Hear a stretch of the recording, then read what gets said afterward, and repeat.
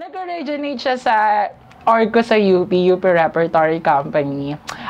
Yung aura ko, yung presence ko, I think, sobrang noticeable siya kahit sa ang group of friends ko. At saka, commanding.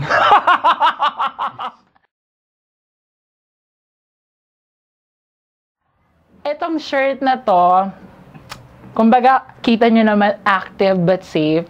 Kasi isa talaga akong promoter ng pagiging responsible when it comes to sex.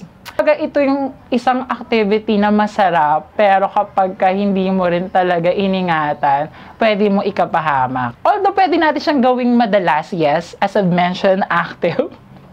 Pero kailangan lagi tayong maging safe kasi, diba, alam naman natin ang tinutukoy ko, which is ang AIDS.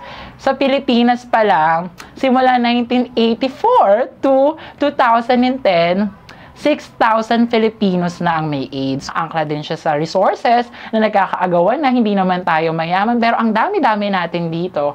At saka yung poverty, at saka among other issues in life. So I think, dalawang bagay ang na-address ng t-shirt na to. Una, protecting yourself from that disease. At the same time, helping our country to address the alarming population growth. Yung idea, kumbaga walang sense ang ideas kung hindi mo to na-express or na-execute through actions. At the very least, kung hindi mo pa siya kayang i-course through specific actions, kumbaga, i-wear mo na lang siya at least. Malay mo, ma-attract mo yung mga taong may same advocacy, and then at the same time, out of the blue din, makagawa kayo ng isang specific activities na madidirect yung pinopromote nyong advocacy.